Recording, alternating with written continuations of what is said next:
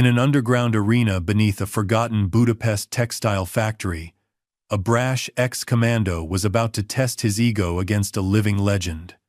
What began as a blood-soaked spectacle for gamblers and oligarchs turned deadly serious when Eliev the Hammer Cohen mocked Chuck Norris as just Hollywood. Eliev Cohen wasn't your typical underground fighter. For years, he was an Israeli Defense Forces commando, a soldier turned cage warrior, undefeated in 16 brutal bouts, known for ending fights with surgical violence. When the ex-commando challenged Chuck Norris in front of a roaring crowd, he had no idea he was walking into something far beyond a publicity stunt. Norris's silent response and devastating efficiency would ignite a chain of humiliation that no battlefield ever had. What began as an ego-fueled taunt would become a lesson in martial philosophy. The arena that night would never be the same after a confrontation that blurred the line between spectacle and transcendence. Before we jump back in, tell us where you're tuning in from. And if this story touches you, make sure you're subscribed because tomorrow I've saved something extra special for you. The underground arena pulsed with raw energy. Tucked beneath an abandoned textile factory on the outskirts of Budapest, its entrance unmarked save for a small red door guarded by men with impassive faces and discerning eyes. Inside, the converted warehouse had been transformed into a temple of combat. Its center dominated by an octagonal cage, bathed in stark white light, surrounded by tiered seating that disappeared into shadows.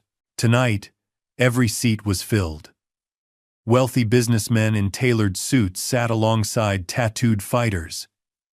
Instagram influencers mingled with Eastern European crime figures. They came for different reasons, some for the gambling, others for the violence, many for the stories they could whisper about later. But all were drawn by the visceral thrill of watching men test their limits without the sanitized rules of sanctioned competition. The announcer, a barrel-chested Ukrainian with a gold tooth and voice that could cut through concrete, stood at the center of the cage, microphone in hand. His name was Vasily, and he had mastered the art of turning blood into theater.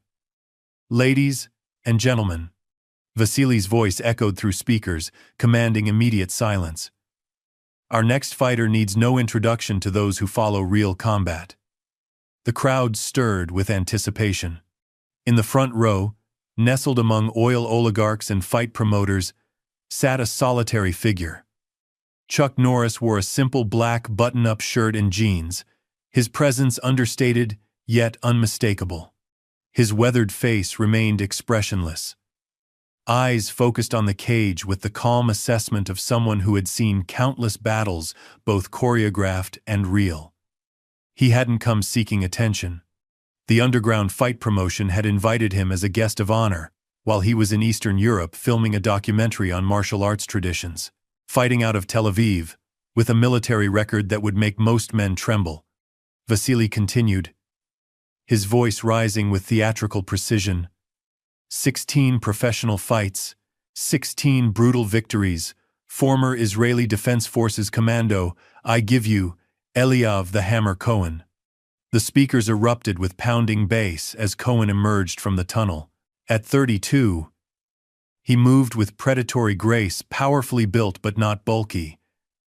His body, a weapon honed through years of military training and combat. His head was shaved clean, a thick beard framing a face marked by a single scar running along his right cheekbone.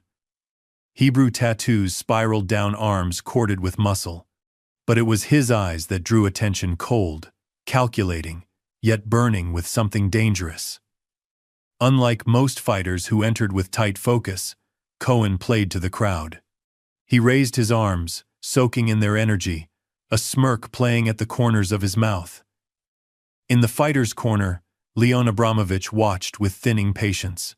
The 58-year-old trainer had been a respected fighter in his day, before the sport's commercialization. He'd found Cohen 3 years ago, recognized his raw talent immediately, but increasingly struggled with his student's growing ego. Focus, Leon muttered as Cohen approached, knowing the admonishment would go unheeded. Cohen bounced on the balls of his feet, never taking his eyes off the tunnel from which his opponent would emerge. And his opponent? Vasily continued. A veteran of 30 professional fights. Representing Poland's Pitbull Fight Academy, Marek the Butcher Nowak. Nowak entered without music or fanfare. A 39-year-old former championship contender, whose career had begun its decline. Still dangerous. With cauliflower ears and a nose broken so many times it had forgotten its original shape, he carried himself with the quiet dignity of a craftsman. No theatrics, no taunts. Just a man coming to work. The two fighters stood at opposite corners while officials checked gloves and mouthguards. Cohen never stopped moving, his gaze repeatedly drifting toward the audience, particularly to the VIP section where he'd noticed Norris sitting. A slight smile played across his face. Leon recognized that look. Eliav. He gripped his fighter's shoulders, forcing eye contact. Stay present. This man has experience. Cohen nodded absently. Relax, old man. I've studied him. He's slow on his left. The bell rang. The crowd roared. The two fighters circled. Nowak approached with the measured patience of experience, hands high, movements economical. Cohen, by contrast, kept his guard provocatively low, inviting attack, confidence bordering on contempt. When Nowak finally committed to a jab, Cohen's counter was blindingly fast, a right cross that snapped the Polish fighter's head back, followed by a leg kick that echoed through the arena. The crowd erupted, sensing blood.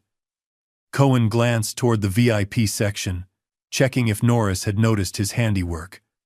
Eyes on your opponent, Leon shouted from the corner. But his words disappeared beneath the crowd's roar. Nowak recovered, pressing forward with a combination that momentarily backed Cohen against the cage. But the Israeli fighter slipped the final punch and countered with a savage elbow that opened a cut above Nowak's eye. That's right, Cohen taunted, just loud enough for Nowak and the closest spectators to hear. This isn't one of your tournament fights. Blood now trickling into his eye, Nowak pressed forward with renewed urgency. He managed to secure a clinch, driving Cohen against the fence, seeking to impose his wrestling advantage. For 30 seconds, they struggled in that position, the crowd growing restless until Cohen exploded with a series of short strikes to the ribs that forced Nowak to release his grip. As they separated, Cohen didn't pursue immediately.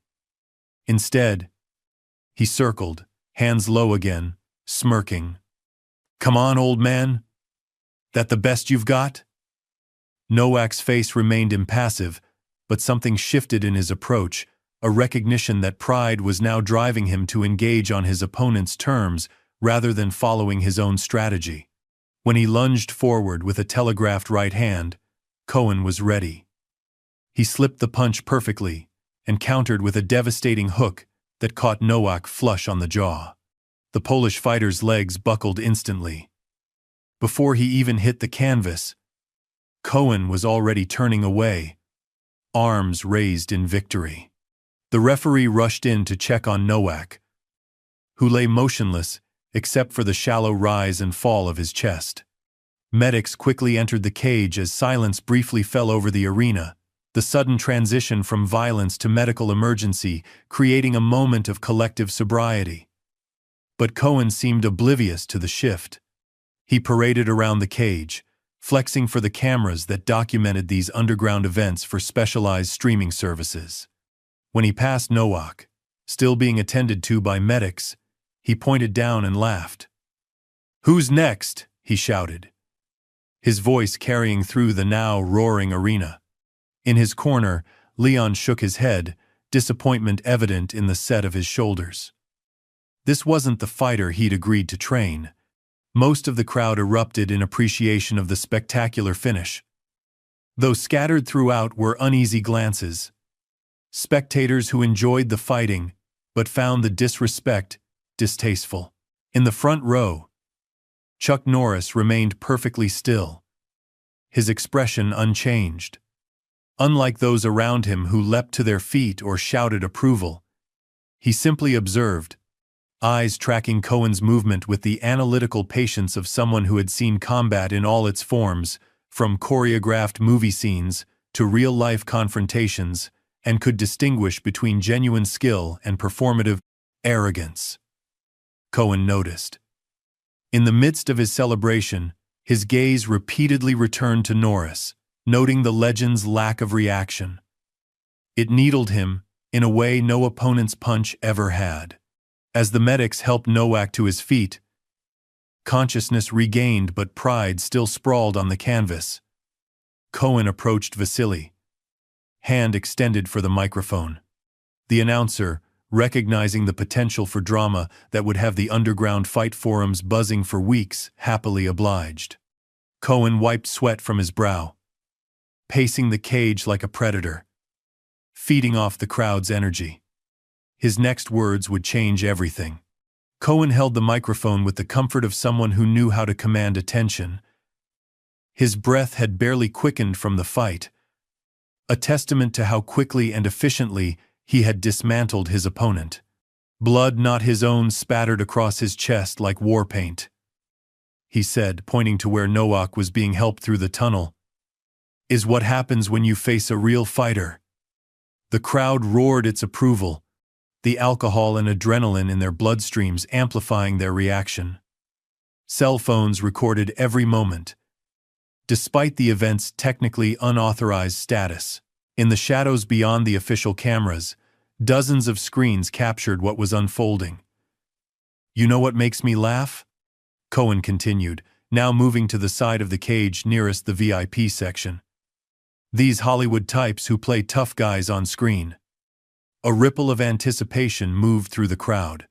Several heads turned toward Norris, who remained seated, expression unchanged. "They have stunt doubles. They have camera tricks. They have second takes." Cohen's voice rose with each statement. "But in here, no second chances, no breaks between scenes." He pointed directly at Norris now, the gesture so blatant that a spotlight operator instinctively swung the beam toward the martial arts legend. "Chuck Norris," Cohen's voice dripped with mock reverence. "The great American hero." The arena fell silent, the kind of silence that feels physical, pressing against eardrums, holding breath hostage in lungs. Even those who had been checking their phones now looked up, sensing a moment that would be remembered. "I grew up watching your movies," Cohen continued, pacing along the fence nearest Norris. "All that spinning kick nonsense works great with camera edits, doesn't it? But this," he gestured around the cage, "this is real fighting." From his corner, Leon made a cutting motion across his throat, trying to signal Cohen to stop, but the fighter was beyond reaching now, intoxicated by his own narrative. In the audience, reactions split instantly. Some laughed nervously. Others murmured in disapproval. A few began a hesitant, "Chuck, Chuck," chant that quickly died out when Norris himself showed no reaction. "Seriously," Cohen pressed on, "when was the last time you actually fought? Not for cameras. Not with stuntmen falling over for you. A real fight?" The air in the arena seemed to thicken.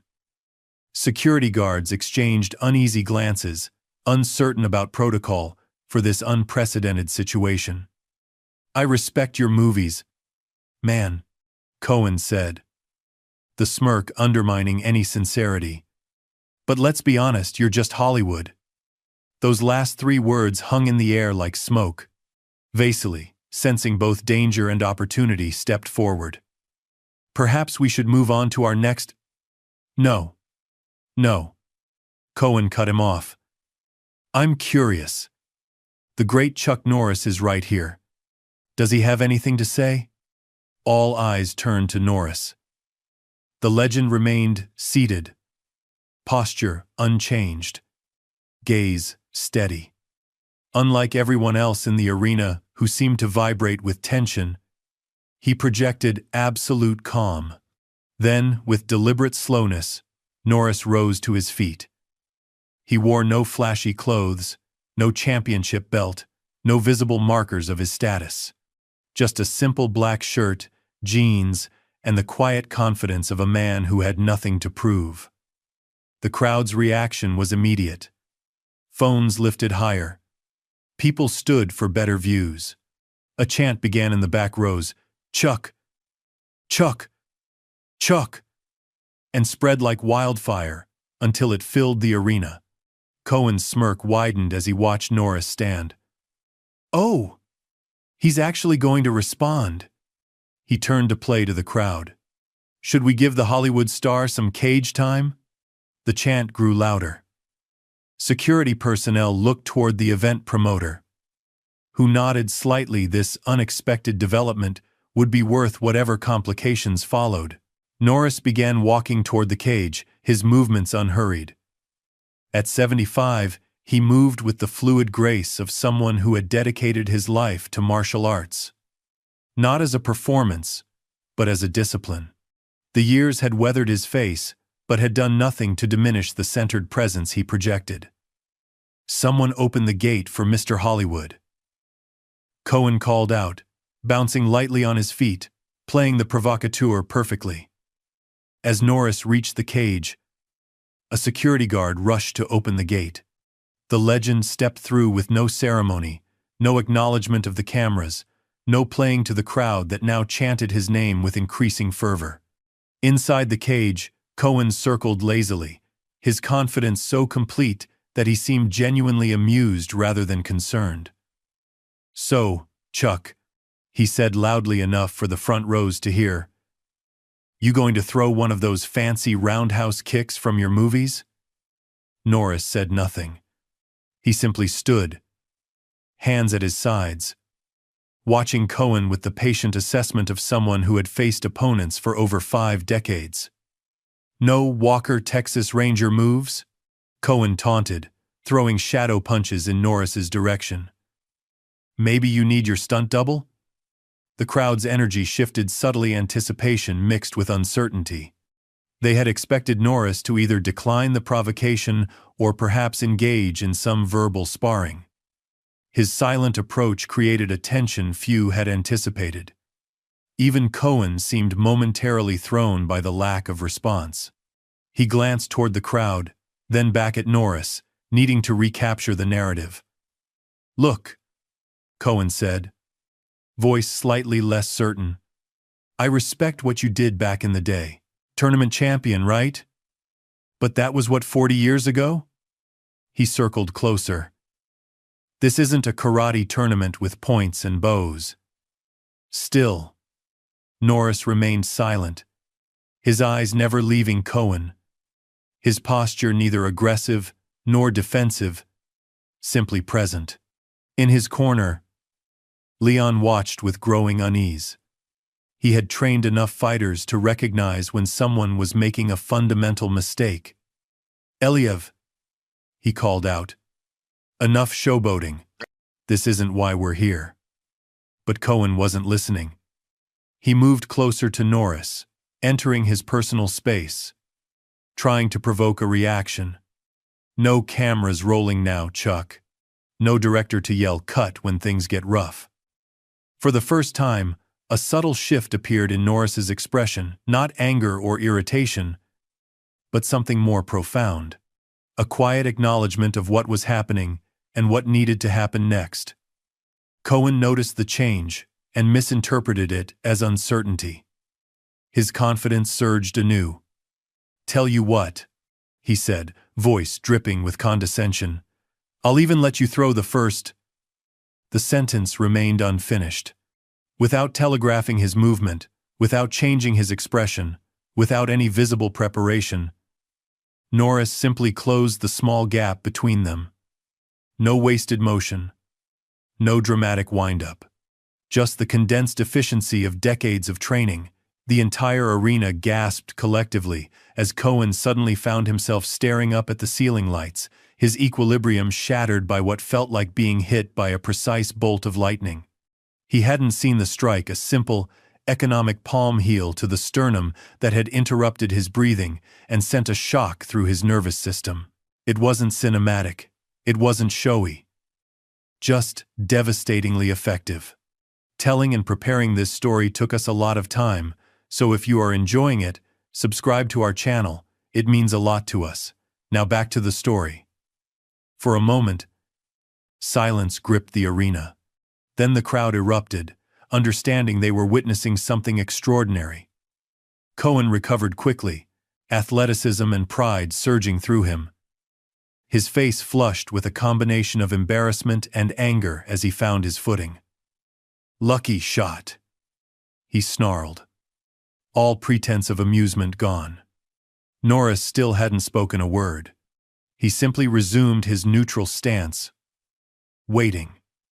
In that moment, something fundamental changed in the underground arena. What had begun as a provocative stunt was transforming into an authentic clash between two philosophies of combat.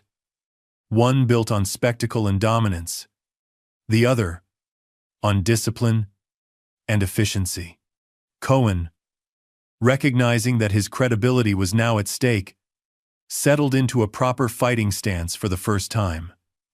The smirk was gone, replaced by focused intensity.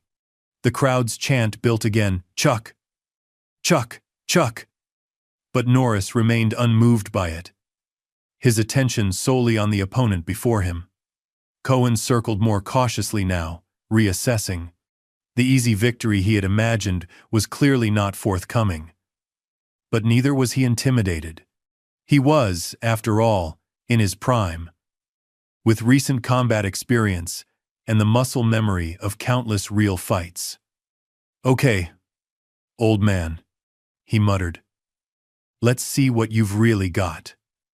As he launched forward with his first genuine attack, the legend awaited him with the patience of mountains. The attack came like lightning, a blinding combination of strikes designed to overwhelm with speed and power. Cohen moved with the fluid violence of someone trained to end confrontations decisively. His first punch cut through the air with killing intent, followed by an elbow strike that would have shattered bone had it connected. But it didn't connect.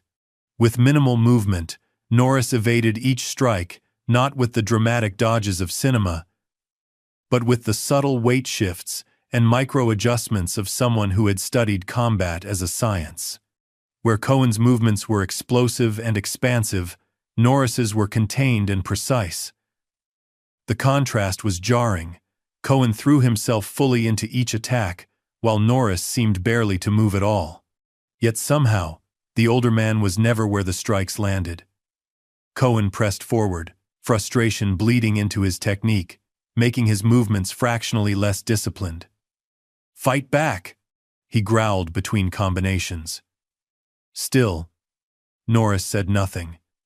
His face remained impassive, his breathing controlled, his eyes alert but calm. When he did finally move to counter, the motion was so clean and economical that many in the audience almost missed it, a simple redirection of Cohen's energy that sent him momentarily off balance. The arena had fallen into an unusual hush. Gone were the alcohol-fueled shouts for blood, replaced by the collective held breath of people witnessing something they intrinsically recognized as extraordinary. The influencers had stopped narrating to their phone cameras. The gamblers had forgotten their bets. All watched with undivided attention. Leon observed from outside the cage, arms crossed, a grim satisfaction settling over him. He had warned Cohen countless times about the difference between winning fights and understanding combat. Now, perhaps, his student would finally grasp the lesson. Cohen regained his footing, circling more cautiously, reassessing. For the first time, doubt flickered across his face, not fear, but the disorienting recognition that his usual approach wasn't working. His gaze darted briefly toward the crowd, seeking their energy, but found only silent attention. "Lucky moves, old man," Cohen said, voice slightly less confident. "But you can't just dodge forever." He launched another attack, this one more measured, less telegraphed. A probing jab, followed by a sweeping kick at knee level. When Norris sidestepped these, Cohen was ready with a follow-up combination aimed at where the legend's head would be. But again, Norris wasn't there.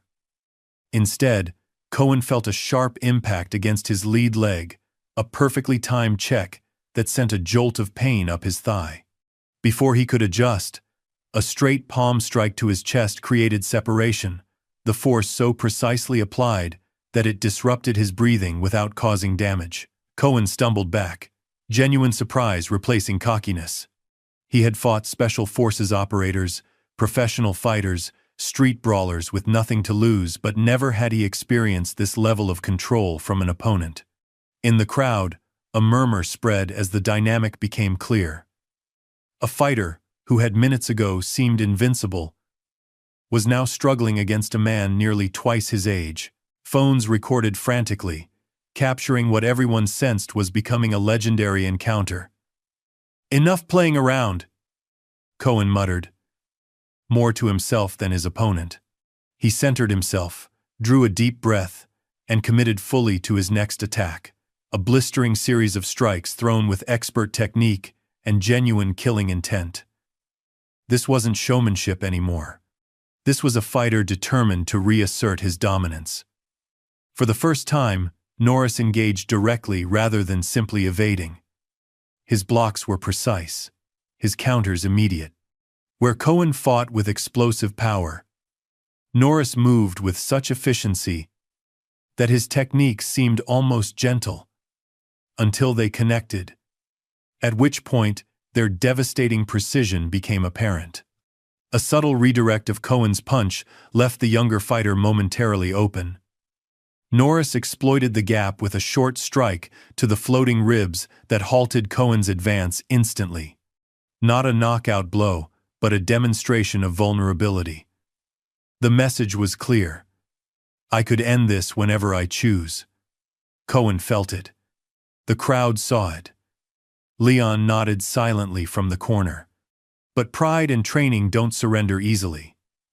Cohen reset his stance, eyes now showing the focus that had made him formidable in real combat scenarios. Gone was the performer playing to the crowd.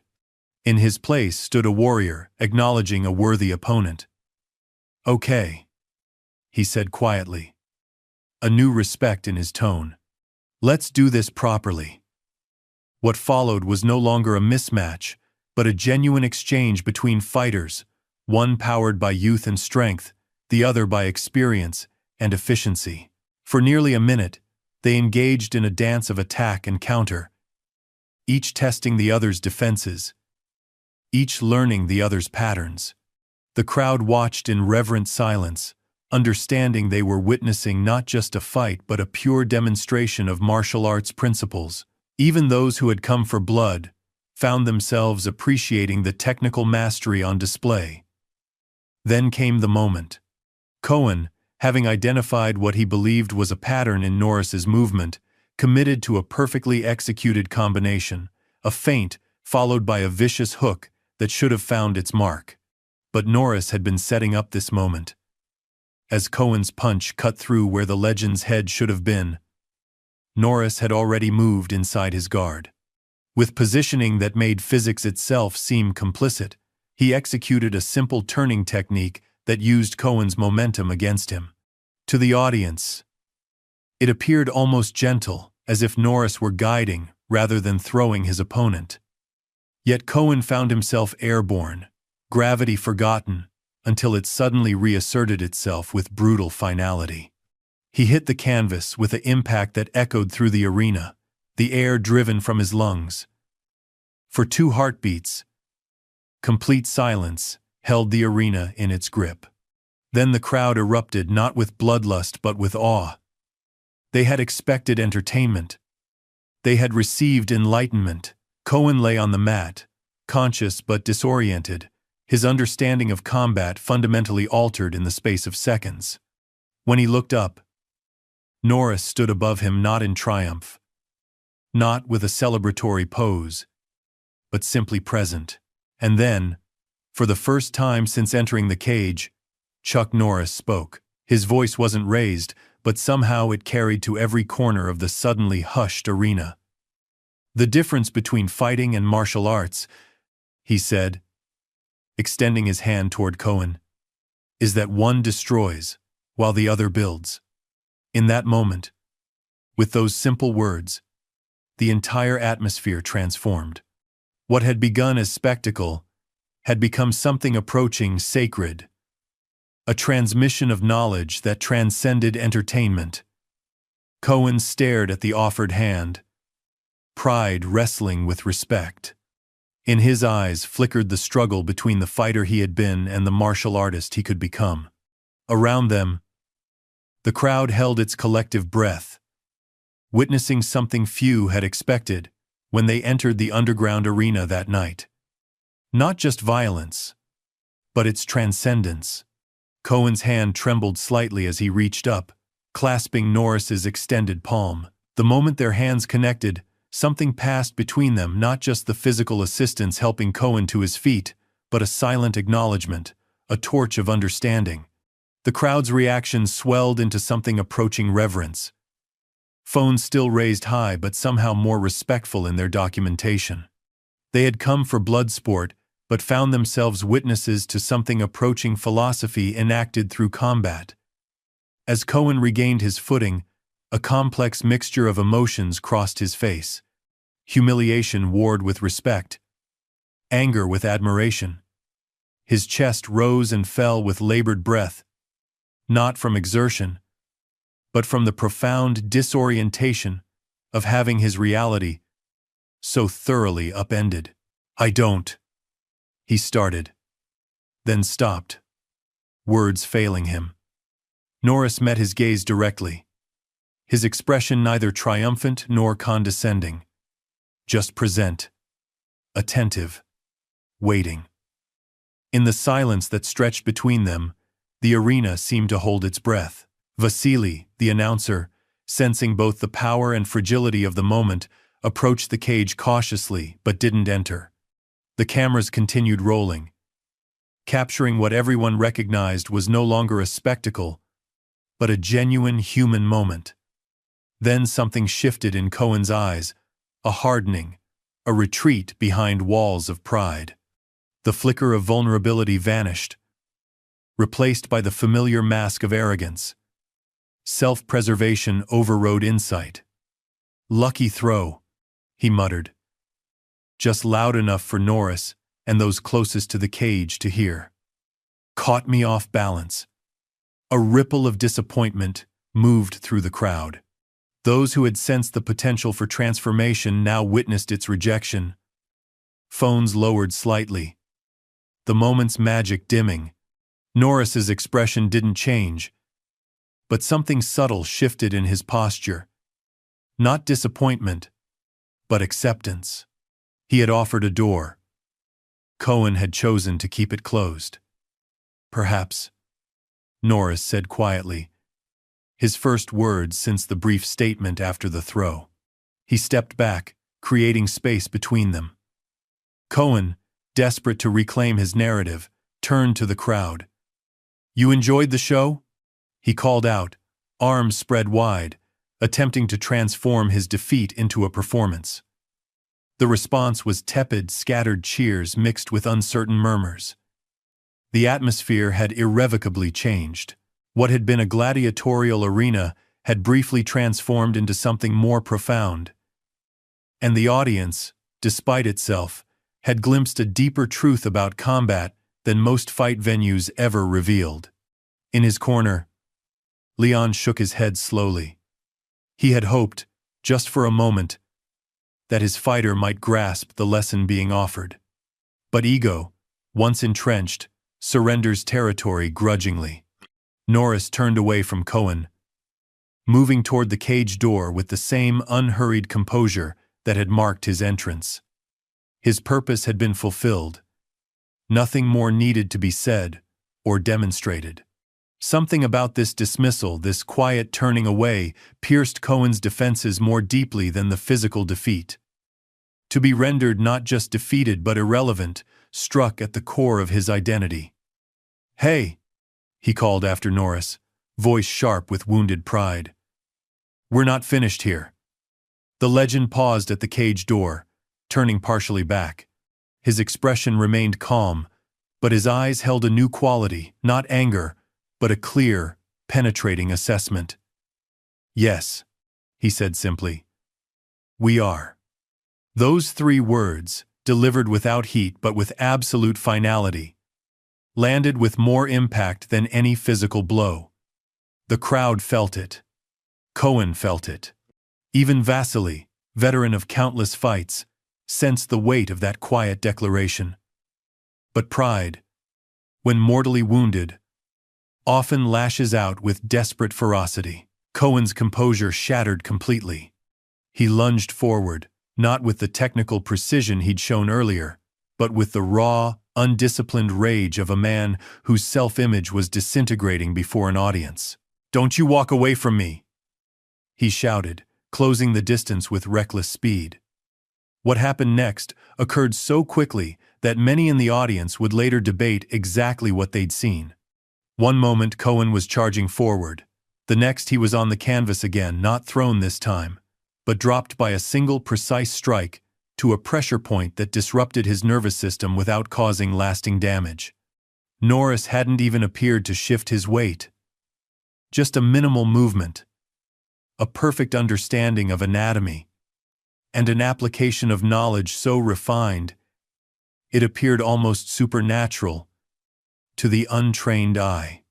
Cohen lay stunned, consciousness intact, but body temporarily betraying his commands. The humiliation was now complete. Not just defeated, but incapacitated with such economy of effort that his earlier boasts seemed like a child's fantasy. Norris looked down at him without contempt, without pride, without any visible emotion, save perhaps a faint sadness. He said, voice quiet yet carrying in the stunned silence of the arena, "Masters himself before attempting to defeat others." With that, he turned and exited the cage, leaving Cohen to grapple not just with physical defeat, but with the far more devastating collapse of his carefully constructed identity. As the legend disappeared into the tunnel leading from the arena, the crowd remained frozen in a moment of collective processing. They had witnessed not just a fight, but a parable enacted in flesh and blood. In the center of the cage, Cohen slowly regained control of his limbs, pushing himself to his knees. His face, when he finally lifted it, revealed something broken behind his eyes. The cocky fighter who had entered the cage earlier that night was gone, leaving behind a man confronting fundamental questions about strength, about combat, about himself. Leon entered the cage, kneeling beside his fighter. He placed a hand on Cohen's shoulder, not in consolation, but in silent acknowledgement of a necessary lesson. "Now," the trainer said quietly, "you can begin to learn." Around them, the underground arena slowly returned to life conversations, resuming, lights shifting, reality reasserting itself. But something had changed. Those who had come seeking mere violence had been shown the difference between destruction and discipline. As Cohen was helped to his feet, the crowd's response was not mockery but a quiet, almost solemn recognition. They had witnessed something authentic in an arena too often dedicated to spectacle. In the tunnel leading from the arena, Chuck Norris walked steadily, his pace unhurried. He had not come seeking this confrontation, but neither had he shied from the responsibility it presented. Some lessons can only be delivered through direct experience. Behind him, the sounds of the arena faded. Ahead lay the quiet night, and the knowledge that sometimes the most powerful statement is made not through force, but through its transcendence. 3 hours later, the underground arena stood nearly empty. Workers dismantled the cage with practiced efficiency, the metallic clang of disconnecting panels echoing through the cavernous space. Discarded betting slips littered the floor alongside crushed cups and the scattered detritus of the evening spectacle. The smell of sweat, beer, and fading adrenaline hung in the air, the invisible signature of combat's aftermath. In a small room behind the arena, a converted storage closet, serving as the fighters' preparation area, Eliav Cohen sat alone. The harsh fluorescent light cast his face in unflattering shadows, highlighting every line of exhaustion and doubt that the bright arena lights had previously concealed. His hands, now unwrapped, lay open on his knees, palms up as if offering something to an unseen recipient. The sweat had long since dried on his skin, leaving salt trails like tear tracks. He had not spoken since being helped from the cage.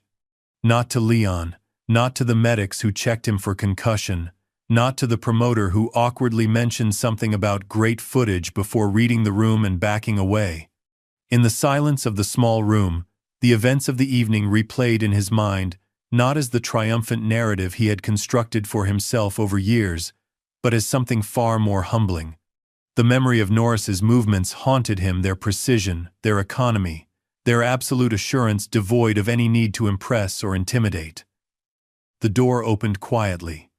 Leon entered, carrying 2 paper cups of black coffee. The trainer's face showed neither satisfaction nor disappointment. Only the patient assessment of someone who recognized a pivotal moment when he saw one. Without a word, he placed 1 cup beside Cohen and took a seat on the bench opposite his fighter.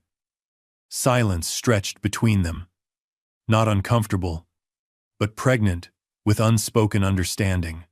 Leon sipped his coffee, giving Cohen the space to find his way to words. The overhead light flickered occasionally, an intermittent pulse that marked time's passage in the windowless room. "I've never—" Cohen finally began, then stopped, searching for language adequate to the experience. His voice sounded strange to his own ears, as if it belonged to someone else, someone less certain, less defined by unshakable confidence. It wasn't like fighting a person. It was like fighting time itself. Leon nodded slowly, the simple gesture acknowledging depths to the observation that others might have missed. "Chuck Norris has been practicing martial arts since before you were born. What you felt wasn't just a man's technique. It was decades of understanding compressed into moments." Cohen stared at his hands as if seeing them for the first time. The calluses, the small scars, the strength he had cultivated through countless hours of training, all suddenly seemed inadequate. Like tools built for one purpose, being asked to serve another entirely. "He could have hurt me. Badly. At any point. It wasn't a question. Yes. But he chose not to." Leon set his coffee aside, the paper cup crinkling softly. "That's the difference between a fighter and a martial artist. One seeks to destroy. The other seeks to transcend destruction." Outside their room, the sounds of the arena being dismantled continued, metal on metal. Orders being called. The physical world being restored to order. But within the small space, something more delicate was being reconstructed, a self-understanding that had been shattered and now sought new form. "I've won medals," Cohen said, voice barely above a whisper. "I've fought in actual combat. Real life. Or death situations."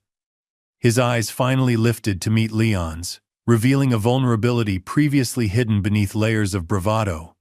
How could he make all of that feel inadequate? Leon leaned forward, elbows on knees. The fluorescent light cast deep shadows beneath his eyes, emphasizing the weight of experience behind his words. "You've mastered techniques. He's mastered principles." The trainer's voice held no judgment, only clarity. "You fight with your body. He fights with his entire being." Cohen absorbed this, turning the concept over like an unfamiliar object whose purpose remained unclear yet intriguing. The coffee beside him cooled, untouched, its bitter aroma filling the small space with the promise of clarity. Can that be learned? For the first time that night, Leon smiled not broadly, but genuinely. The expression transformed his weathered face, revealing the teacher who had always existed beneath the trainer's stern exterior.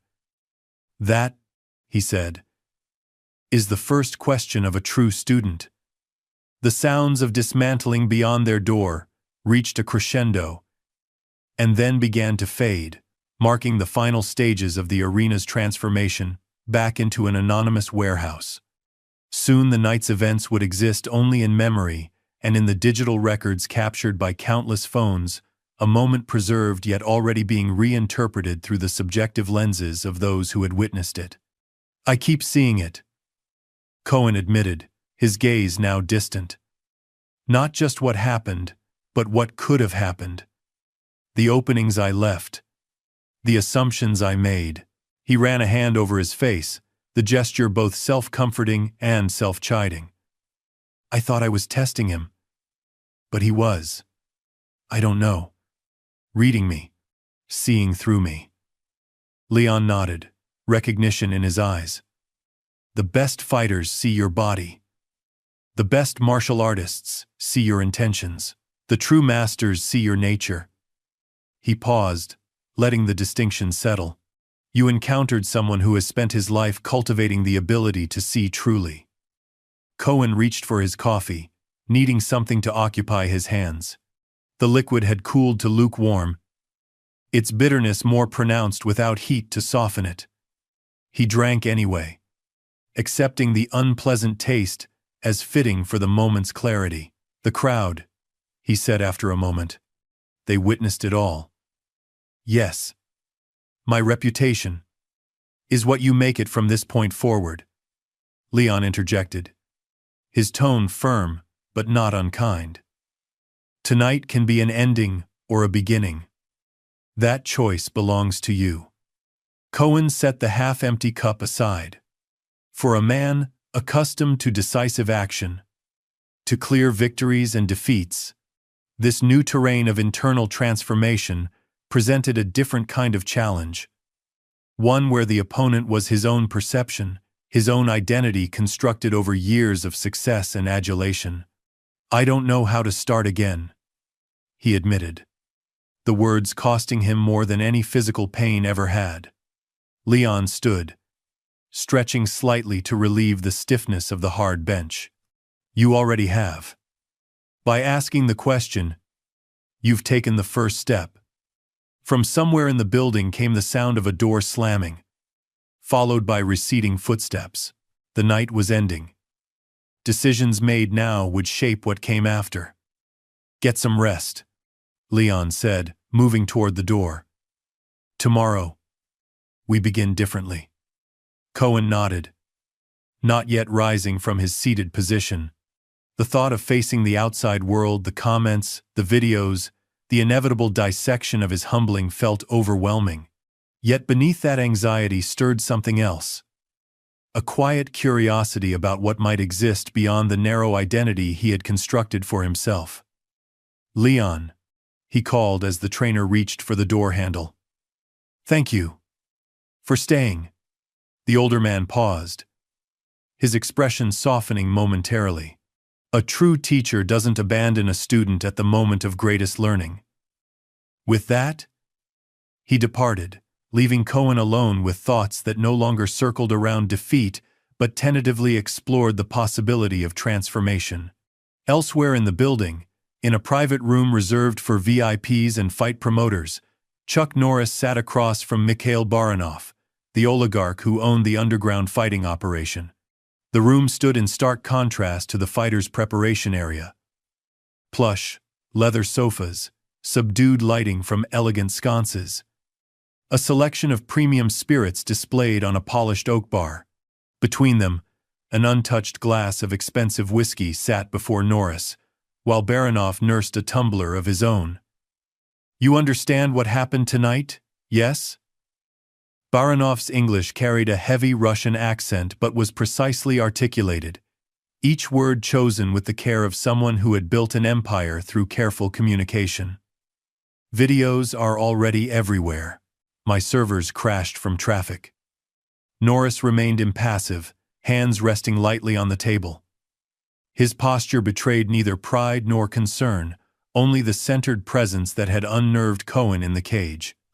"I didn't come here for publicity." Baranov waved this away. Gold cufflinks catching the light. "Of course not. But we live in an age where everything becomes content." He leaned forward slightly, the leather sofa creaking beneath his substantial frame.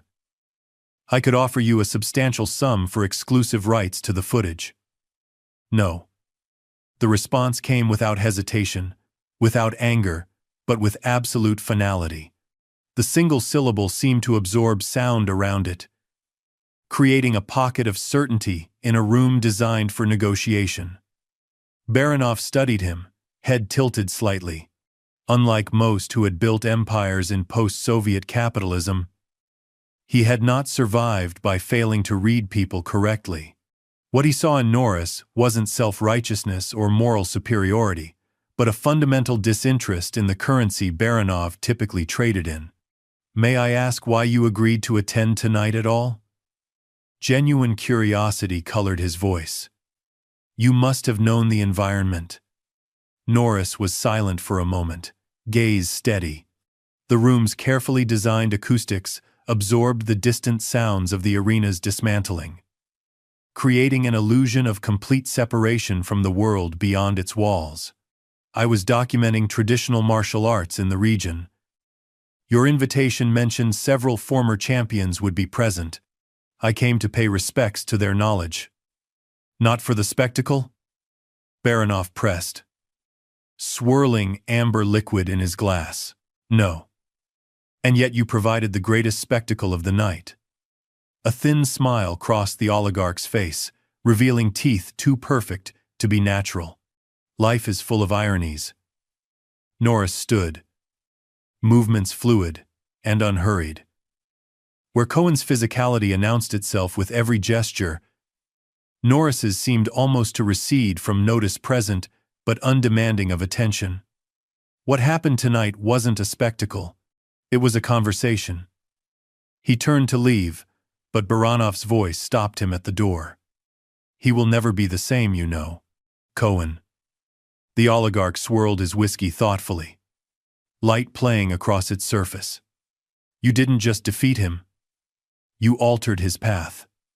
Norris paused, hand on the door handle.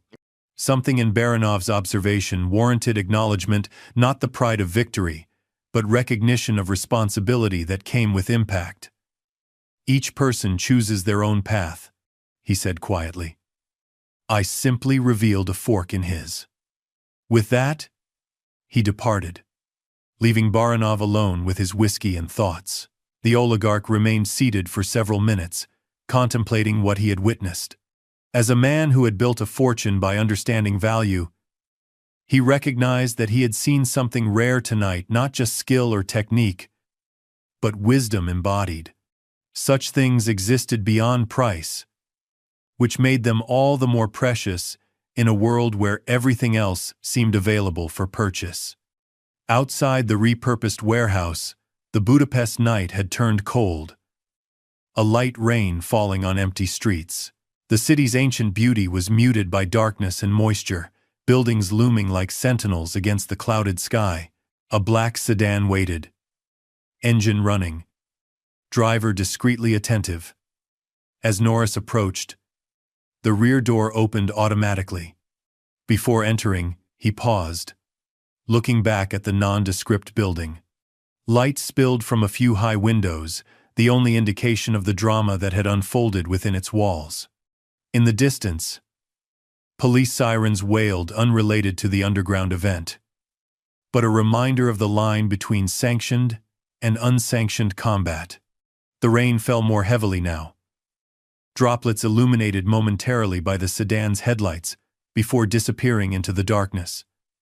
Norris felt the cold seep through his light jacket, but made no move to hurry.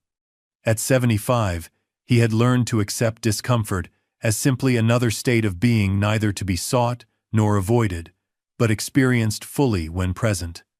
Inside the car, his longtime friend and documentary partner, David Chen, looked up from a camera where he'd been reviewing footage from their legitimate martial arts documentation. Chen had worked with Norris for over 30 years, their partnership built on shared respect for traditions that prioritize discipline over spectacle.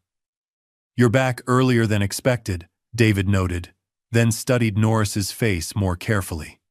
The interior light revealed details invisible in the night outside: the subtle tension around the eyes, the slight compression of the lips that indicated significant events had transpired. Something happened. It wasn't a question. After 3 decades of friendship, David could read the subtle shifts in Norris's demeanor that others might miss entirely. "A teaching moment," Norris said simply, settling into the leather seat. Water beaded on his jacket, catching light from the car's interior. David knew better than to press immediately. He instructed the driver to head back to their hotel, then waited as the car pulled away from the curb, tires hissing on wet pavement. Budapest by night slid past the windows, ancient architecture and modern signage coexisting in the layered reality of a city where past and present maintained constant dialogue. "The footage is already online," David finally said, holding up his phone to show a video playing on silent, shaky footage captured from the audience, showing the confrontation in fragmented, imperfect detail. "Someone named Eliev Cohen challenged you?"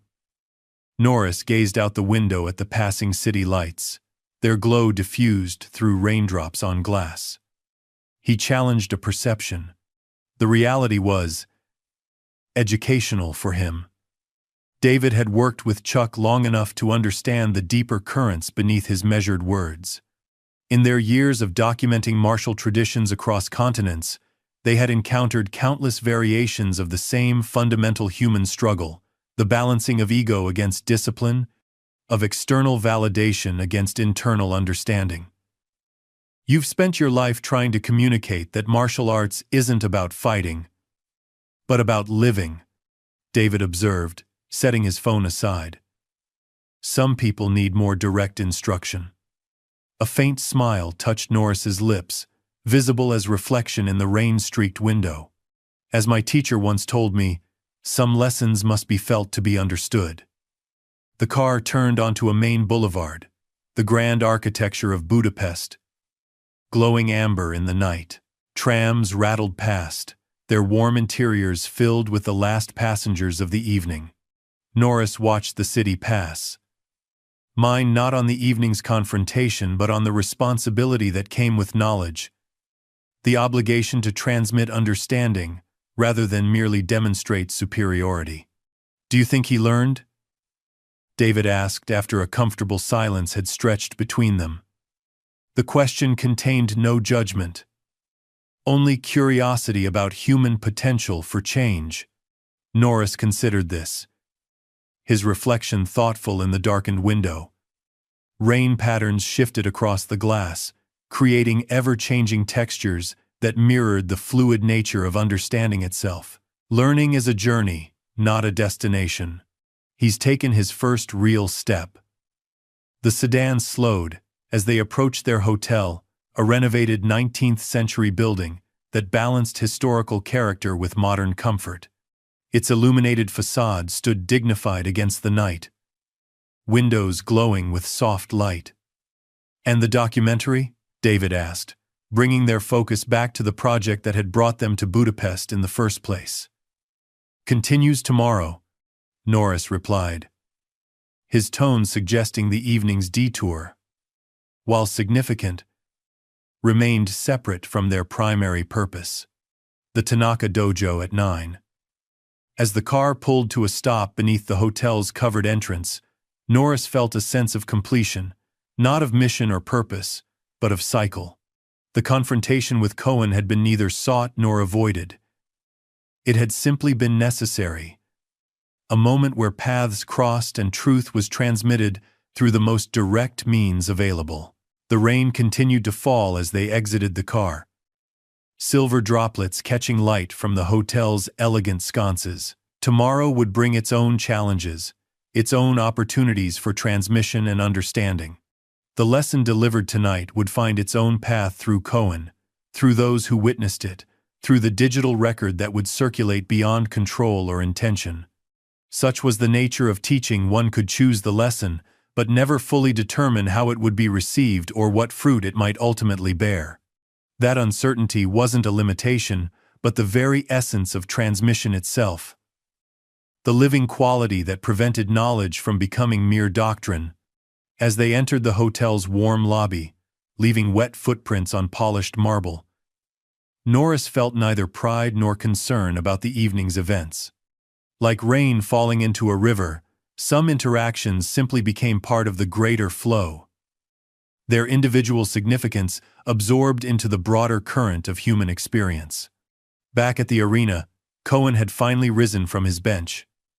His movements were stiff, not from physical injury, but from the weight of recognition settling into his bones. He stared at his reflection in a small, cracked mirror on the wall, seeing his face as if for the first time. The question that had begun forming in the cage now crystallized into clarity, demanding answer. "What happens now?" he asked. Words directed at Leon, but eyes still fixed on his reflection. The trainer stood beside him, their eyes meeting in the mirror. "Now we begin again.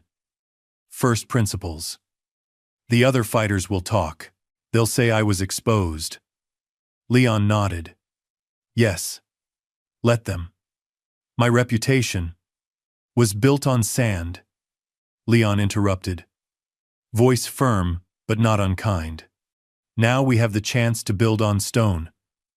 Cohen turned from the mirror, facing his trainer directly. The arrogance had been scoured from his face, leaving something raw but receptive in its place, the beginning of humility, the foundation of wisdom. "I want to understand what happened tonight," he said. "Not just the techniques. Whatever it was I felt when he moved." For the first time in 3 years of working together, Leon saw something genuine in his fighter's eyes. Not the performed intensity of someone playing a role, but the authentic humility of a student ready to learn. "Then we begin with emptiness," Leon said. "Before you can fill a cup, you must first make it hollow." Cohen nodded slowly, processing this. Outside, a worker dropped something metal with a resounding crash that echoed through the emptying building. Both men looked toward the sound, then back to each other. "I'm ready," Cohen said, the words carrying the weight of transformation. 6 months passed. Spring arrived in Budapest with capricious moods, brilliant sunshine giving way to sudden downpours, warm afternoons followed by frost-tinged dawns. The city shook off winter's grip gradually, reluctantly, much as a fighter rises slowly after being knocked down. Cherry blossoms along the Danube emerged tentatively, their delicate pink petals occasionally swept away by lingering winter winds. A visual reminder of beauty's fragility and persistence. In a converted warehouse across the river from the famous underground arena, Leon had established a new training facility. Unlike the commercial gyms with their branded equipment and mirror-lined walls, this space was deliberately Spartan wooden floors worn smooth by dedicated practice, simple equipment chosen for function rather than appearance, large windows that admitted natural light without filtration or embellishment. The morning sun cast geometric patterns across the open floor, highlighting dust motes that danced in the quiet air. At its center, Cohen moved through a series of forms. His body, always athletic, had changed subtly. He carried less muscle mass but moved with greater fluidity, less emphasis on power, and more on connected movement. The aggressive energy that had once defined his presence had been replaced by something more contained, more centered, like a flame brought under control rather than extinguished. Leon watched from the edge of the room, arms crossed, expression neutral. His eyes tracked Cohen's movements with the practiced assessment of someone who had observed thousands of hours of training across decades.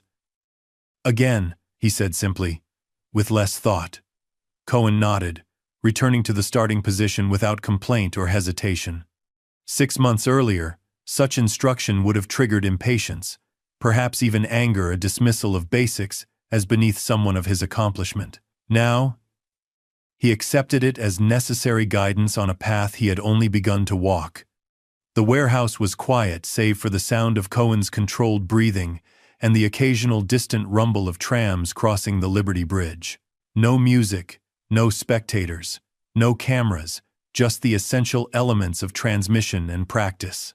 As he moved through the sequence once more, his mind cleared further. The techniques were becoming less conscious actions and more natural expressions, like breath or heartbeat.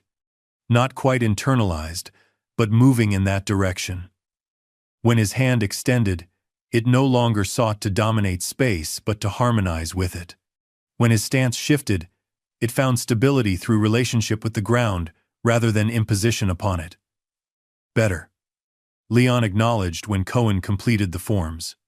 The single word, offered without embellishment, carried more meaning than the effusive praise that had once surrounded the fighter's public performances. Your body is learning what your mind still struggles to accept. Cohen wiped sweat from his brow with a small towel, considering this observation. That control matters more than power? Leon shook his head slightly, reaching for a water bottle and offering it to his student. That they are not separate things. Cohen accepted the water, drinking deeply as he absorbed this concept. The cool liquid traced its path downward. A physical sensation that grounded philosophical reflection. His journey over the past months had been neither easy nor linear. There had been frustrations, regressions, moments of doubt where old habits reasserted themselves with the persistence of weeds breaking through concrete. The fighter he had been continued to wrestle with the martial artist he sought to become. The warehouse fell silent again. Morning light strengthened, eliminating shadows while revealing new textures in the wooden floor. Grain patterns, telling stories of growth, resistance, adaptation. Cohen placed the water bottle carefully on a nearby bench, his movements more measured than they had been half a year ago. There's something I need to tell you, Leon said, breaking into Cohen's reflections. His tone carried no special emphasis, yet Cohen immediately sensed the significance of what would follow. Chuck Norris is returning to Budapest next week. Cohen's rhythm faltered briefly before he steadied himself. The name still carried emotional weight, not bitterness exactly, but the unavoidable association with the night his understanding of combat had been fundamentally rewritten. He felt a complex mixture of sensations. The ghost of humiliation. A flicker of defensiveness. But beneath these, something unexpected. A quiet curiosity. Almost anticipation. Is he fighting? Cohen asked, the question partly serious, partly ironic. Leon's mouth quirked in a half-smile, the expression softening his weathered features. No, he's completing the documentary he was working on when you two met. He'll be giving a seminar at the Cultural Center. Through the large windows, clouds briefly obscured the sun, sending muted shadows sweeping across the training floor like thoughts crossing consciousness.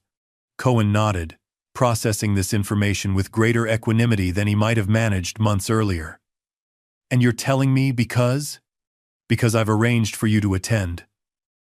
Leon's tone made clear this wasn't merely a suggestion, but an integral part of Cohen's development. The trainer reached for his own water, giving his student space to process this unexpected development. Cohen was silent for a moment, moving to the window to gaze out at the Budapest skyline. The city stretched before him, ancient and modern intertwined, history and present in constant dialogue. Conflicting impulses rose and falling within him like the variable spring weather. The old Cohen would have refused immediately, protecting ego through avoidance. The person he was becoming recognized something different. An opportunity, perhaps even a necessary completion of what had begun 6 months ago. Finally, he nodded, turning back to face his teacher. I'll be there. Not as the person you were, Leon cautioned, his eyes serious. That would dishonor both the lesson and yourself. I understand. And to his surprise, Cohen realized he genuinely did. The prospect of seeing Norris again didn't trigger the defensive pride he might have expected. Instead, he felt something approaching gratitude, complicated, and not entirely comfortable, but genuine, nonetheless. What had seemed like humiliation now appeared increasingly as liberation, painful but necessary, like setting a broken bone to enable proper healing. The week passed quickly, each day filled with regular practice and mental preparation.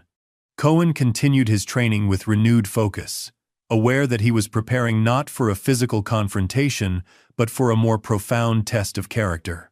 Each morning began with meditation, 30 minutes of simple breathing practice that he had initially resisted as doing nothing, but now recognized as essential foundation work. Each evening ended with reflection, examining the day's experiences without judgment or attachment. The path between those points filled with practice, study, and the gradual reconstruction of his relationship with combat itself. His public persona had changed dramatically since the incident, as fighting forums now called it. Once prolific on social media, showcasing victories and cultivating his brand, Cohen had withdrawn almost completely from the digital realm. The viral video of his encounter with Norris had generated millions of views, countless memes, and a brief but intense wave of mockery that might once have destroyed him. Instead, it had paradoxically created space for transformation by shattering the image he had so carefully constructed. The night before the seminar, Cohen sat in his apartment, staring at the cup that still occupied its place on his shelf. 6 months of daily practice had changed his relationship with stillness. Where once he had been uncomfortable with silence, filling it with boasts, challenges, constant motion, now he recognized it as the foundation from which all meaningful action arose. The cup, ordinary in appearance, had become a teacher more profound than any technique. His phone buzzed with a news alert. Curious, he checked the screen to find an article about Chuck Norris's documentary project. The piece mentioned the viral underground fight, in passing but focused primarily on Norris's efforts to document and preserve traditional martial arts lineages facing extinction in the modern world. The article quoted Norris discussing how combat sports had value, but differed fundamentally from traditional martial arts in both purpose and practice. Cohen read the article twice, struck by how differently he now perceived both Norris and his own role in their encounter. What had seemed like humiliation now appeared as necessary correction, painful but ultimately beneficial, like the fever that burns away infection. He set his phone aside and prepared for sleep, knowing the following day would complete a circle begun 6 months earlier. As he lay in darkness, his thoughts drifted not to techniques or strategies, but to questions of purpose and meaning, what it truly meant to cultivate strength, to develop skill, to embody discipline rather than merely display it. Morning arrived with gentle rain that cleansed Budapest's ancient streets, leaving the air fresh and buildings gleaming in diffused light. The cultural center occupied a renovated 19th-century building near the heart of the city, its neoclassical facade adorned with subtle Japanese architectural influences, a fitting location for a gathering focused on the transmission of martial traditions across cultural boundaries. Cohen arrived early, dressed simply in black pants and a gray shirt. No logos, no fight team affiliations, no visible markers of status or achievement. His appearance, like his approach, had been stripped to essentials. Leon met him at the entrance, nodding approval at both his punctuality and his presentation.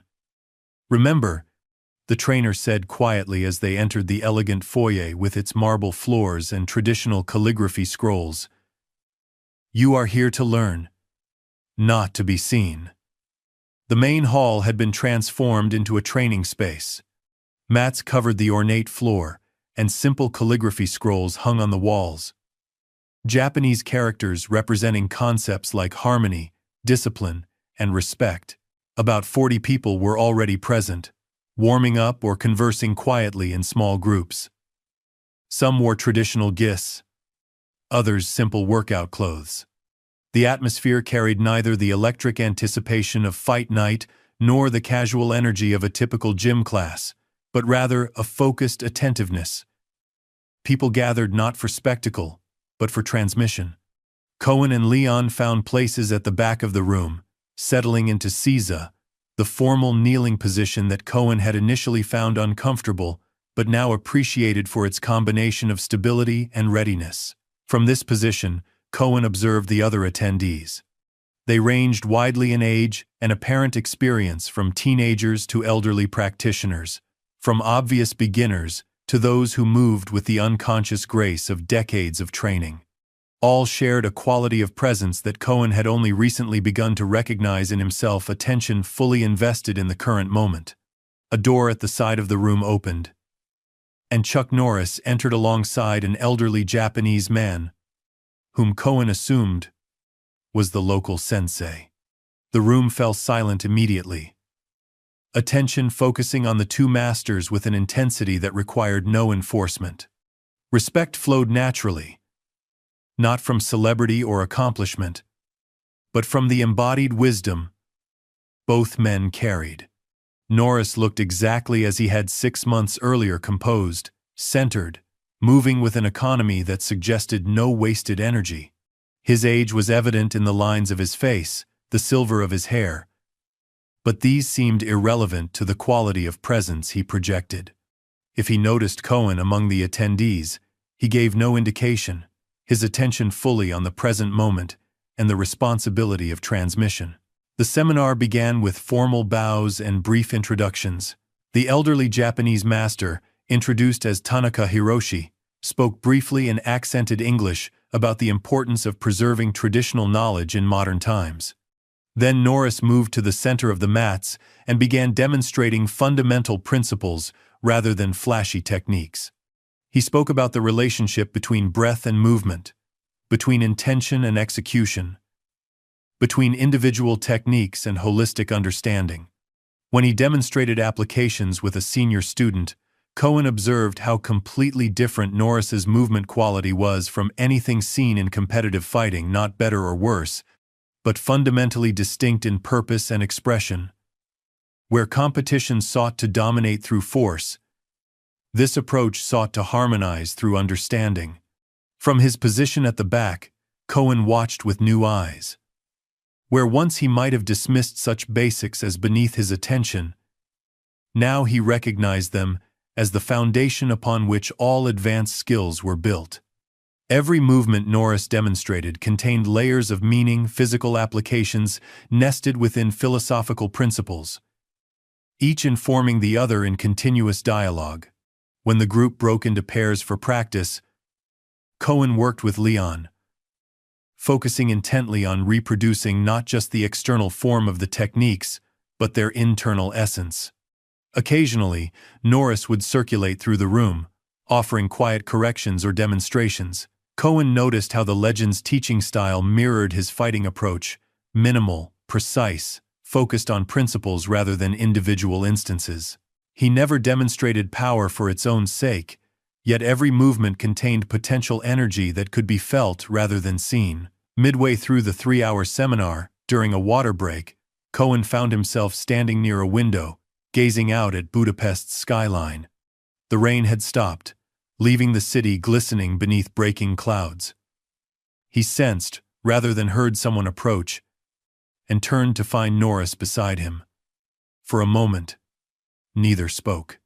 The silence between them held the memory of their previous encounter, but without antagonism, more like a reference point, a shared understanding that needed no verbal acknowledgement. "You're training differently now," Norris observed finally, his tone conversational rather than judgmental. Cohen nodded, surprised by the lack of defensiveness he felt. "I'm trying to understand rather than simply execute. That's the beginning of the true path." Norris's gaze shifted to the city beyond the window, sunlight now breaking through clouds to illuminate ancient spires and modern structures alike. Technical skill without understanding is just choreography. I've been watching A Cup of Water, Cohen said. The admission surprising even himself. It seemed simultaneously trivial and profound, both the simplest practice and the most fundamental. A small smile touched Norris's lips.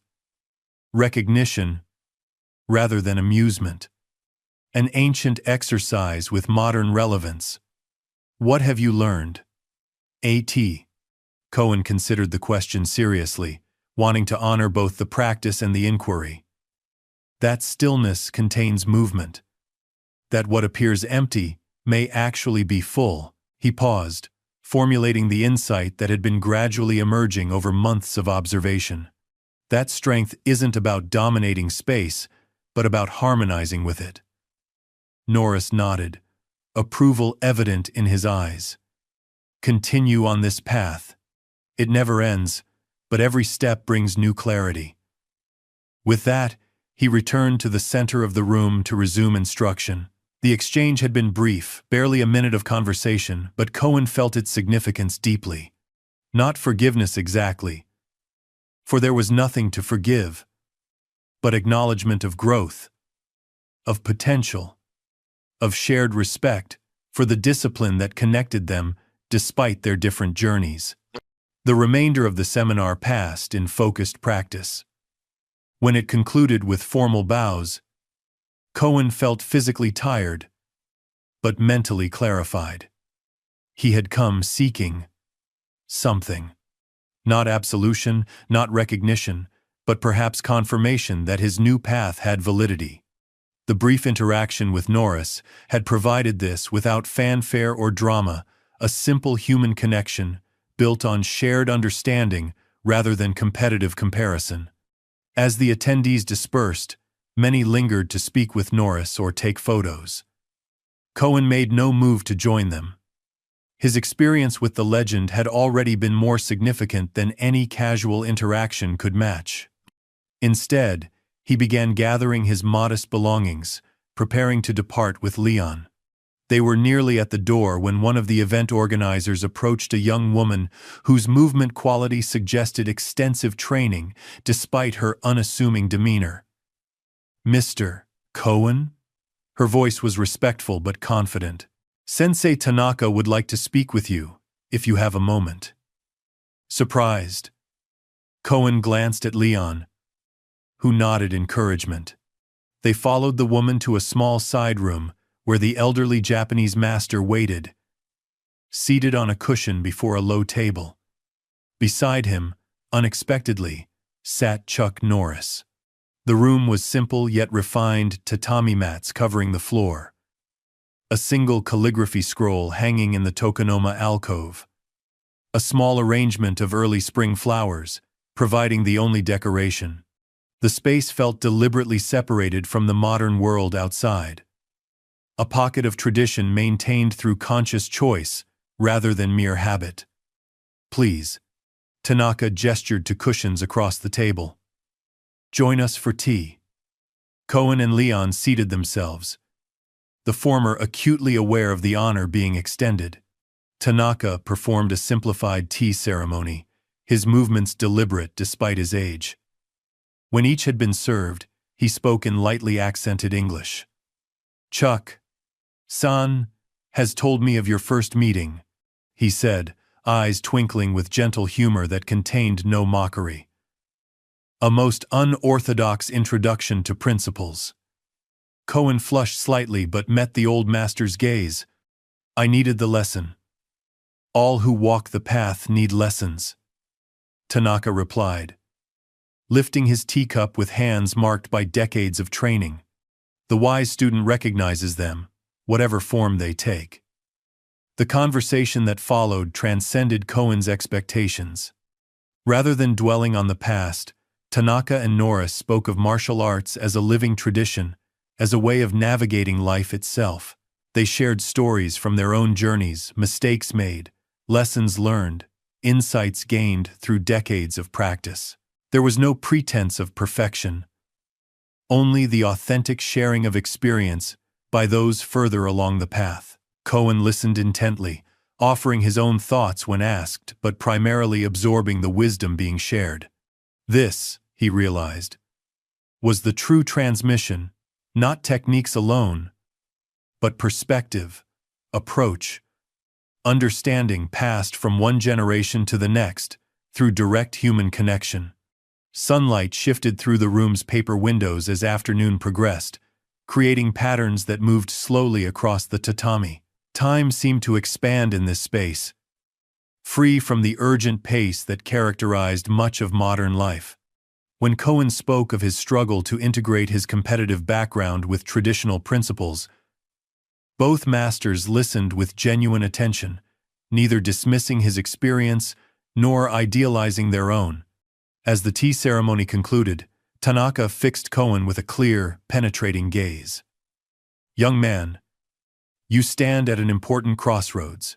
You have experienced both victory and defeat, both pride and humility. Now you must choose what to build from these experiences."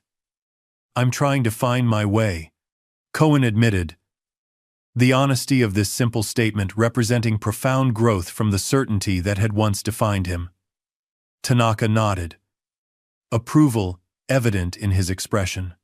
"The way is not found, but made step by step, day by day, choice by choice." He glanced at Norris, then back to Cohen. "Sometimes we need a mirror to see ourselves clearly. You have been given such a mirror. Use it wisely." The meeting concluded with formal bows. As they prepared to depart, Norris approached Cohen one last time. "Your trainer is skilled," he said, nodding toward Leon. "Listen to him." "I'm learning to," Cohen replied honestly. Norris extended his hand not as a perfunctory gesture, but as a genuine acknowledgement between practitioners. "The path is long. Walk it with integrity." Cohen accepted the handshake, feeling the calluses earned through decades of disciplined practice. "Thank you," he said simply, the words encompassing both their past encounter and this present moment of connection. Outside the cultural center, Budapest continued its daily rhythms. Tourists, photographing architectural landmarks. Locals hurrying to appointments. The eternal flow of the Danube marking time's passage. As Cohen and Leon walked together toward the nearest metro station, a comfortable silence settled between them. Finally, Cohen spoke. "I understand now what you tried to tell me for years." Leon glanced at his student. "Which part?" "That fighting is the smallest aspect of martial arts. It's like mistaking a single wave for the entire ocean." The trainer nodded, satisfaction evident in his expression. "So, what comes next for you?" Cohen looked up at the clear spring sky, considering the question. 6 months ago, his answer would have been immediate and centered on championships, recognition, dominance. Now, his perspective had fundamentally shifted. "Learning," he said finally. "More learning." As they descended into the metro station, Cohen felt a sense of alignment he had never experienced in his previous life of external achievement. The path ahead was neither easy nor simple, but for perhaps the first time, it was authentic. What had begun as humiliation had transformed into something approaching grace, not through denial of the past, but through its integration into a more expansive understanding of strength, of purpose, of what it meant to embody discipline rather than merely display it. In his hotel across the city, Chuck Norris sat with David Chen, reviewing footage from their documentary project. On screen, an 80-year-old karate master in rural Poland demonstrated kata that had been preserved through Soviet occupation, through war, through generations of political upheaval. "That's the story worth telling," Norris observed, indicating the footage with a gesture of profound respect. "Not the flashy moments that go viral, but the quiet persistence that preserves wisdom through dark times." David nodded, then hesitated before asking, What did you think of Cohen today? 1. Not the flashy moments. That Cohen, Norris considered the question. I think he's beginning to understand that martial arts isn't about defeating others, but about conquering yourself. A faint smile touched his lips. The hardest opponent we ever face is the one in the mirror. Outside, Budapest prepared for evening. Lights beginning to illuminate the historic bridges spanning the Danube. Within the flow of the city's life, different paths had momentarily intersected, creating ripples that would continue long after their convergence. In the end, that was the deepest truth of martial arts, not the spectacular moment of combat that draws attention, but the lasting transmission of principles that transcends it. Not the defeat of an opponent, but the ongoing victory over one's own limitations. Not the technique executed perfectly once, but the character forged through countless imperfect attempts. As night settled over the city, these understandings continued to unfold in a legend who had never stopped being a student, in a former fighter learning to become a martial artist, in a lineage stretching back through centuries of human struggle and transcendence. The true fight, as always, continued within. Up next, we have 2 more incredible stories that are waiting for you. Just click the image you want to watch, and it will take you there. If you enjoyed this video, make sure to subscribe. It would mean a lot.